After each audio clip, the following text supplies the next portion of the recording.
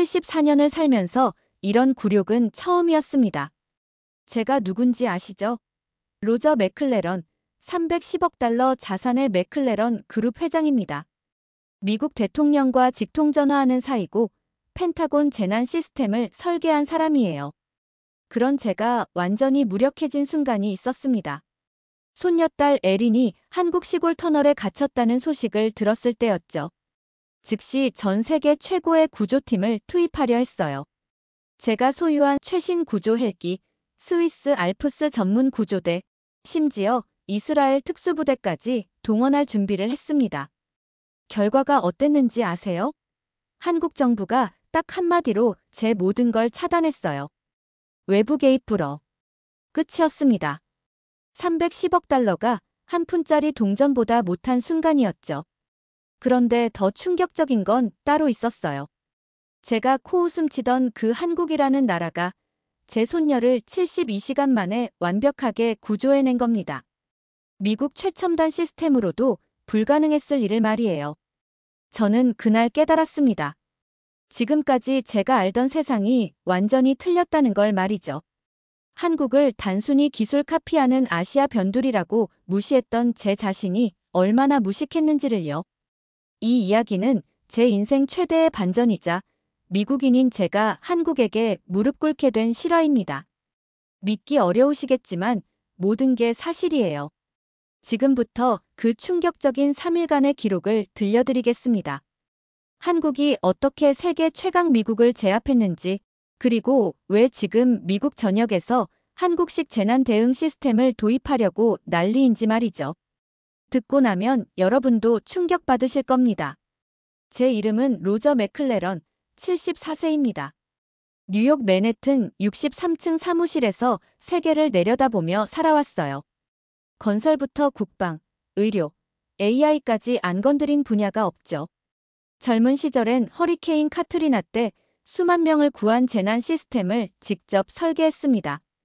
그런 제게 한국은 그냥 잘 따라하는 나라 정도였어요. 삼성, LG 정도는 인정하지만 결국 일본이나 미국 기술을 카피한 거 아니겠어요? 솔직히 말해서 한국 하면 떠오르는 게 뭐가 있나요? 김치, 케이팝, 그 정도였죠. 그런데 제 외동손녀 에린이 하버드 의대 수석 졸업하고는 뜬금없이 한국행을 선택했어요. 월스트리트 최고 병원들이 줄을 섰는데 말이에요. 왜 굳이 한국이냐고 물으니 이런 답이 돌아왔습니다. 할아버지, 한국 의료진들은 환자를 정말 사람답게 대해줘요. 거기서 배우고 싶은 게 많아요. 코웃음이 나왔습니다. 미국 의료가 세계 최고인데 한국에서 뭘 배운다는 거죠? 에리나, 정신 차려라. 미국 메이오 클리닉이 한국 시골 병원보다 못하다고 생각하는 거야? 하지만 에리는 고집이 셌어요. 결국 전라북도 어느 산골 병원으로 떠났죠. 저는 마지막까지 만류했습니다. 위험하다고, 시설이 후진다고 말이에요. 에린이 떠나기 전 제가 한 말이 지금 생각하니 부끄럽네요. 한국 같은 나라에서 6개월만 있어봐라. 미국이 얼마나 좋은 나라인지 깨달을 거야. 그게 6개월 전이었습니다. 그 후 에린은 정기적으로 안부 전화를 했어요. 그런데 이상했습니다. 에린 목소리에 활기가 넘쳤거든요. 할아버지, 한국 의료진들 정말 대단해요. 환자 한 명 한 명을 가족처럼 돌봐줘요. 저는 그냥 신혼여행 기분이라고 생각했어요. 몇 달 지나면 현실을 깨달을 거라고 말이죠. 한국이 미국만 할 리가 없잖아요. 그런데 제가 완전히 틀렸습니다. 한국은 미국보다 훨씬 앞서 있었어요. 다만 제가 너무 무식해서 몰랐을 뿐이죠. 3주 전 화요일 새벽 3시 47분. 평생 잊을 수 없는 시간입니다. 위성 전화기가 울렸어요. 에린이 쓰는 비상 연락용이었죠. 할아버지, 큰일 났어요. 에린 목소리가 떨리고 있었습니다. 즉시 정신이 번쩍 들었어요. 터널이 무너졌어요. 병원 전체가 고립됐고 환자 30명과 의료진이 모두 갇혔어요. 물이 계속 차오르고 있어요. 그 순간 제 머리가 하얘졌습니다. 에리나, 지금 정확히 어디에 있는 거야? 저도 터널 안에 있어요. 정전이에요. 산소도 부족해지고 있어요. 전화가 끊겼습니다. 다시 걸어봐도 통화 불가였어요. 저는 즉시 행동에 나섰습니다. 먼저 한국 주재 미국 대사관에 연락했어요. 제 손녀가 재난 현장에 갇혔소. 즉시 구조 헬기를 보내시오. 그 다음은 제가 투자한 글로벌 구조 서비스 회사였습니다. 24시간 안에 한국으로 가시오. 비용은 상관없소. 마지막으로 펜타곤 직통 라인에 전화했어요. 국방부 차관 나와봐요. 긴급 상황이요. 그런데 모든 곳에서 똑같은 답이 돌아왔습니다. 한국 정부가 외부 개입을 전면 차단했습니다.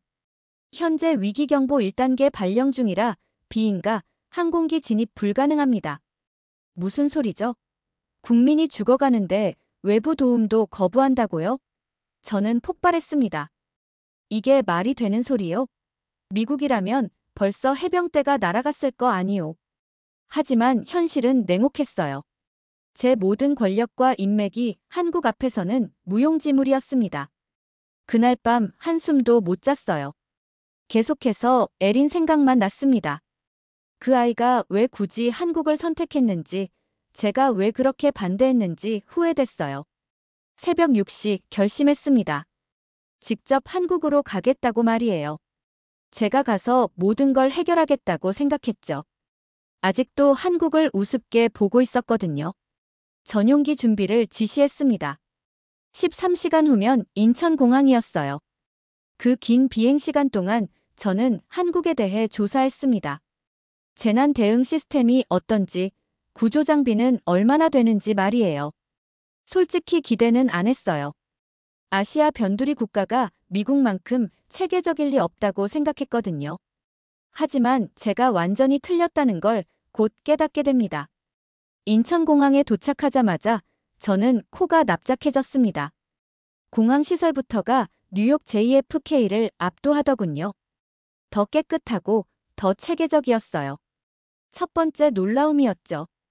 곧바로 한국 정부 관계자들을 만났습니다. 제가 누군지 소개하고 구조작전 참여를 요구했어요. 저는 미국에서 재난 시스템을 설계한 전문가요. 제가 가진 최첨단 장비들을 투입시켜 주시오. 담당자의 답변이 걸작이었어요. 감사하지만 이미 우리 시스템이 가동 중입니다. 정밀 드론 정찰과 AI 기반 인명 수색이 진행되고 있어요. 추가 투입은 오히려 방해가 될 수 있습니다. 뭐라고요? 방해가 된다고요? 저는 기가 막혔습니다.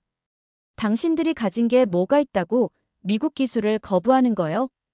그때 담당자가 태블릿을 보여줬어요. 실시간으로 터널 상황이 모니터링되고 있었습니다. 에린의 정확한 위치, 생체 신호, 주변 환경까지 모든 게 파악되고 있었어요. 어떻게 이런 게 가능하죠?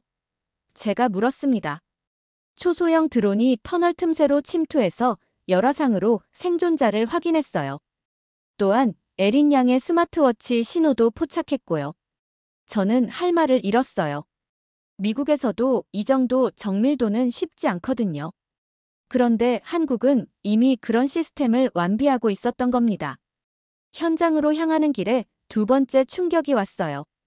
비가 폭우처럼 내리는데도 도로가 마비되지 않았습니다. 모든 교통신호가 자동으로 조절되고 있었어요. 운전기사가 설명해줬습니다. 지금 전국이 재난 대응 모드라 구조대 이동 경로가 실시간 최적화되고 있어요. AI가 교통 흐름을 통제하고 있거든요. 이건 뭐죠? 미국도 없는 시스템 아닌가요? 저는 점점 당황하기 시작했어요. 현장에 도착했을 때 세 번째 충격이 기다리고 있었습니다. 완전히 체계적인 구조 현장이었어요. 혼란이나 중복이 전혀 없었습니다. 각자 역할이 명확하고 모든 게 시스템적으로 돌아가고 있었어요. 한 구조대원이 제게 다가왔습니다. 혹시 에린 양의 가족분이신가요? 현재 에린 양은 안전한 상태입니다. 생체 신호도 안정적이에요. 생체 신호를 어떻게 알죠? 구조대원이 설명했어요. 스마트워치 데이터와 드론 정찰을 통해 실시간 모니터링하고 있어요. 걱정 마세요. 그 순간 저는 깨달았습니다. 제가 한국을 완전히 잘못 알고 있었다는 걸 말이에요. 다음 날 오전, 한국재난관리청 상황실을 직접 방문했습니다. 들어가자마자 제 턱이 떨어졌어요. 거대한 전광판에 한국 전역의 재난 상황이 실시간으로 표시되고 있었거든요. 미국 FEMA도 이 정도는 아니에요. 에린이 갇힌 터널뿐 아니라 전국 모든 위험 지역이 한눈에 보였습니다. 태풍 경로, 산사태 위험도, 구조대 배치 현황까지 모든 게 실시간이었어요. 센터장이 설명했습니다. 우리나라는 전국이 하나의 통합 네트워크로 연결돼 있어요. AI가 24시간 위험을 예측하고 자원을 최적 배치합니다. 더 놀라운 건 따로 있었어요. 에린이 스마트워치에 남긴 영어 음성 메시지가 자동으로 한국어 번역되어 구조작전에 반영되고 있었던 겁니다. 이 시스템 구축에 얼마나 걸렸나요? 제가 물었어요. 2014년 세월호 사건 이후 10년 걸렸습니다. 절대 다시는 그런 일이 없도록 나라 전체를 바꿔놓았어요. 그 말을 듣고 이해했습니다. 한국은 아픔을 통해 배웠고 그 교훈을 시스템으로 만들어낸 거였어요. 단순히 기술 복사가 아니라 완전히 새로운 차원의 시스템을 창조한 겁니다. 화면에서 구조 작업을 보는데 미국보다 훨씬 정밀하고 빨랐어요. 놀라운 건 한 명을 위해 국가 전체가 움직이고 있다는 사실이었습니다. 비용 대비 효과를 따지지 않나요? 제가 물었어요. 미국이라면 당연히 따질 계산이거든요. 센터장이 단호하게 답했습니다. 국민 생명 앞에서 계산은 없어요. 한 명이든 100명이든 똑같이 소중합니다. 그 말에 저는 충격을 받았어요. 미국은 항상 비용을 계산하거든요. ROI를 따지고 효율성을 계산하죠. 하지만 한국은 달랐습니다. 오후에는 더 놀라운 걸 봤어요. 전국에서 자원봉사자들이 몰려오고 있었습니다. 정부가 동원한 게 아니라 시민들이 자발적으로 온 거였어요. 한 대학생이 말했습니다. 에린 언니가 우리나라를 위해 봉사하고 있잖아요. 이제 우리가 도울 차례죠. 이게 진짜 놀라웠어요. 외국인인 에린을 마치 가족처럼 생각하고 있었거든요. 미국에서는 상상할 수 없는 일이었습니다. 그날 밤 호텔에서 혼자 생각해봤어요. 지금까지 제가 한국을 얼마나 무시했는지, 얼마나 오만했는지 깨달았습니다. 한국은 제가 생각했던 것과 완전히 다른 나라였어요. 셋째 날, 직접 구조 현장으로 갔습니다. 더 이상 기다릴 수 없었거든요. 현장에서 제가 본 모습들은 평생 잊지 못할 겁니다. 터널 입구에서 24시간 내내 구조 작업이 계속되고 있었어요. 교대로 들어가는 구조대원들 표정을 보니 피로가 역력했지만 포기하는 기색은 전혀 없었습니다. 한 구조대원이 제게 말했어요. 어르신, 걱정 마세요. 반드시 에린 양을 구해낼게요. 그 구조대원 이름은 김상호, 20년 경력의 베테랑이었습니다. 왜 이렇게까지 하시는 거죠? 제가 물었어요. 김상호 씨 답변이 저를 완전히 뒤집어 놓았습니다. 터널 안에 제 딸뻘 되는 아이가 있는데 어떻게 포기해요? 에린 양도 우리나라 와서 봉사하고 있잖아요. 당연히 우리가 책임져야죠. 이 사람에게는 에린이 외국인이 아니었어요. 그냥 구해야 할 소중한 생명이었습니다. 국적 따지고 인종 따지는 게 아니라 말이에요. 오후에 지역 주민들이 음식을 가져왔어요. 김치찌개, 라면, 김밥까지 정성껏 준비해왔습니다. 한 할머니가 제게 다가와서 말했어요. 어르신이 에린이 할아버지시죠? 걱정 마세요. 우리 아들들이 꼭 구해낼 거예요. 에린을 한 번도 본 적 없는 할머니가 마치 자기 손녀처럼 걱정하고 있었어요. 저는 가슴이 뭉클했습니다. 밤이 되니 더 많은 자원봉사자들이 왔어요. 대학생, 직장인, 심지어 고등학생들까지 와서 구조대를 응원하고 있었습니다. 한 고등학생이 제게 말했어요. 에린 누나는 우리나라를 위해 봉사하고 있어요. 이제 우리가 에린 누나를 도와줄 차례죠. 이때 저는 깨달았어요.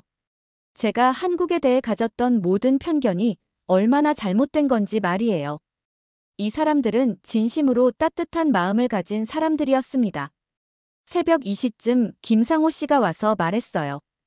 어르신, 드디어 터널 통로가 뚫렸어요. 곧 들어갈 수 있을 것 같습니다. 저는 간절히 부탁했어요. 저도 함께 들어가게 해주세요. 김상호 씨가 잠시 고민하더니 고개를 끄덕였어요. 알겠습니다. 하지만 저희 지시를 꼭 따라주세요. 한국인의 따뜻함이 이런 거구나 싶었어요. 위험한데도 할아버지 마음을 이해해주는 거였습니다. 드디어 터널 안으로 들어갔습니다.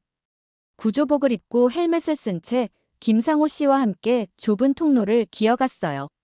손전등 불빛만이 어둠을 밝히고 있었습니다. 터널 안 상황은 끔찍했어요. 물이 무릎까지 차 있고 곳곳에 무너진 바위들이 쌓여 있었습니다. 이런 상황에서도 한국 구조대원들은 침착하게 움직이고 있었어요. 50m쯤 들어갔을 때 저 멀리 불빛이 보였습니다. 김상호 씨가 무전기에 말했어요. 생존자 구역 도착. 지금부터 환자 이송 시작하겠습니다. 그곳에서 에린을 만났어요. 그 아이는 의식이 또렷했고 놀랍게도 다른 환자들을 돌보고 있었습니다. 저를 보자마자 에린이 말했어요. 할아버지, 정말 오셨구나. 많이 걱정했죠? 에린 얼굴에는 평온함이 있었어요. 3일 동안 터널에 갇혀 있었는데도 절망하지 않고 있었습니다. 할아버지, 한국 구조대가 정말 대단해요. 계속 희망을 잃지 말라고 격려해줬거든요. 옆에 있던 한국 의료진이 상황을 설명해줬어요. 에린 양이 3일 동안 중환자들 돌보는데 큰 도움이 됐어요. 의료 지식도 뛰어나고 환자들 마음을 달래주는 능력도 탁월했거든요. 그 순간 저는 에린이 얼마나 성장했는지 깨달았습니다. 한국에서 진짜 의사 정신을 배운 거였어요. 구조 작업이 시작되니 한국 의료진들의 체계적인 모습에 또 놀랐습니다. 환자 한 명씩 상태를 정확히 파악하고 이송 우선순위를 정하고 있었어요. 가장 위급한 환자부터 차례로 구조하는 거였습니다. 에린이 제게 말했어요. 할아버지, 저는 마지막에 나갈 거예요. 환자들과 함께 있어야 해요. 에린아, 너부터 나가자. 할아버지가 얼마나 걱정했는지 아니. 하지만 에린은 고개를 저었어요. 할아버지, 의사의 사명이 뭔지 이제 알겠어요. 환자를 버리고 먼저 나갈 수는 없어요. 한국 선생님들이 가르쳐 주신 거예요. 그때 한국 의료진 한 분이 제게 말했어요. 어르신, 에린 양은 정말 훌륭한 의사가 될 거예요. 진짜 의사 정신을 가지고 있거든요. 4시간에 걸친 구조 작업 끝에 모든 환자가 안전하게 구조됐습니다. 에린도 마지막에 나왔어요. 터널 밖으로 나온 에린을 보며 저는 눈물을 참을 수 없었습니다. 병원에서 에린이 완전히 회복된 건 이틀 후였어요. 그 아이가 처음 제게 한 말을 평생 잊지 못할 겁니다.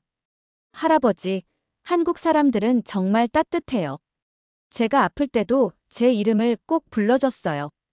마치 저를 진짜 사람으로 대해주는 느낌이었거든요. 그 말에 저는 충격받았어요. 미국이었다면 어땠을까 생각해보니 환자 번호나 증상만 체크했을 겁니다. 하지만 한국은 환자의 이름부터 기억하는 나라였어요. 에린이 계속 말했습니다. 터널 안에서 제일 무서웠을 때가 있었어요. 정전되고 물이 차오를 때였는데 그때 한국 구조대원이 제 손을 잡고 말했어요. 에린 양, 걱정 마세요. 우리가 끝까지 함께 있을게요. 그런 말 들을 때마다 저는 부끄러웠습니다. 지금까지 한국을 무시했던 제 자신이 말이에요. 에린이 보여준 건 단순한 의료 보고서가 아니었어요. 터널 안에서 환자들과 나눈 대화, 한국 의료진과 협력한 경험들이었습니다. 모든 이야기에 사람에 대한 존중이 담겨 있었어요. 김상호 씨가 병문안을 왔을 때 제게 말했어요. 어르신, 에린 양은 정말 훌륭한 의사가 될 거예요. 터널 안에서도 다른 환자들 먼저 생각했거든요. 저는 김상호 씨에게 물었어요. 왜 이렇게까지 해주시는 거죠? 저희는 한국 사람도 아닌데요. 김상호 씨 답변이 제 가슴을 쳤습니다. 사람이 어느 나라 사람인지가 중요한가요? 도움 필요한 사람 돕는 건 당연한 일이죠. 그 순간 깨달았어요. 진짜 선진국이란 기술이나 경제력으로 정해지는 게 아니구나. 사람을 얼마나 소중히 여기느냐로 정해지는 거구나. 며칠 후 에린이 퇴원할 때 병원 직원들이 모두 나와서 배웅해줬어요. 간호사들은 한국 전통 매듭으로 만든 팔찌를 선물했고, 의사들은 한국 의학서를 번역해서 줬습니다. 그 모습을 보며 눈물이 났어요. 이런 진짜 따뜻함을 제가 언제 받아본 적 있었나 싶었거든요. 미국에서는 모든 관계가 계약이고 거래인데 한국에서는 진심이 오고 갔습니다. 귀국 전날 한국재난관리청 책임자를 만났습니다. 그분에게 솔직하게 털어놨어요. 우리는 달에도 가고 화성도 탐사하지만 사람 하나 제대로 구조 못합니다. 당신들은 사람부터 찾고 기술이 뒤따르더군요. 그분이 겸손하게 답했어요. 저희도 처음부터 완벽했던 건 아니에요. 아픈 경험을 통해 배운 거죠. 가장 중요한 건 사람을 중심에 두는 것이었어요. 공항 가는 길에 에린이 말했습니다. 할아버지, 저는 여기서 더 배우고 싶어요. 한국에서 진짜 의사가 뭔지 알게 됐거든요. 이번엔 반대하지 않았어요. 에린의 선택을 존중하기로 했습니다. 한국이 에린을 더 나은 사람으로 만들어줬거든요.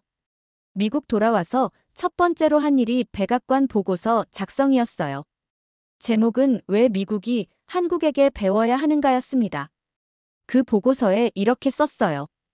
한국은 기술을 모방하는 나라가 아니다. 인간 중심의 완전히 새로운 시스템을 창조한 나라다. 미국이 한국을 무시하는 동안 한국은 이미 우리를 앞서갔다. 2주 후 백악관에서 연락이 왔어요. 대통령이 직접 만나고 싶다는 거였습니다. 그 자리에서 새로운 프로젝트가 결정됐어요. 바로 K-레질리언스 프로젝트였습니다. 한국식 재난 대응 모델을 미국 전역에 도입하는 프로젝트였어요. 제가 총괄 책임자를 맡았습니다. 74세의 인생 최대의 프로젝트를 시작한 거죠. 첫 번째로 김상호 씨를 비롯한 한국 전문가들을 미국으로 초청했어요. 미국 구조대원들에게 한국의 구조 철학을 가르쳐달라고 했습니다. 김상호 씨가 미국 구조대원들에게 한 말이 인상적이었어요. 구조에서 가장 중요한 건 첨단 장비가 아니에요. 구조받는 사람의 마음을 이해하는 거예요. 지금 K-레질리언스 프로젝트는 미국 동부 5개 주에서 본격 운영되고 있습니다. 한국식 재난 대응 시스템을 도입한 결과가 놀라워요. 구조 효율성이 40% 향상됐고 사망률은 30% 감소했습니다. 무엇보다 놀라운 건 미국 구조대원들의 의식 변화예요. 예전에는 매뉴얼대로만 움직였는데 이제는 피해자의 마음까지 살피고 있어요. 뉴욕타임스에서 K-레질리언스 프로젝트를 일면 기사로 다뤘어요. 제목이 한국이 바꾼 미국이었습니다. 한국이 어떻게 미국을 바꿨는지 다룬 기사였죠. 유럽에서도 문의가 쇄도하고 있어요. 독일, 프랑스, 영국까지 한국식 재난 대응 시스템을 배우고 싶다고 합니다. 한국이 세계 재난 대응의 새로운 표준이 된 거예요. 에린은 여전히 한국에 있어요. 지난주 편지에는 이런 내용이 있었습니다. 할아버지, 한국이 제 진짜 고향 같아요. 여기서 의사로서의 진짜 가치를 배웠거든요. 김상호 씨는 지금 미국에서 6개월째 머물고 있어요. 전국 구조대 교육을 담당하고 있습니다. 그분 덕분에 미국 구조대원들이 완전히 달라졌어요. 지난달 텍사스에서 대형 허리케인이 왔을 때 한국식 재난 대응 시스템이 첫 번째 실전 테스트를 받았어요. 결과는 대성공이었습니다.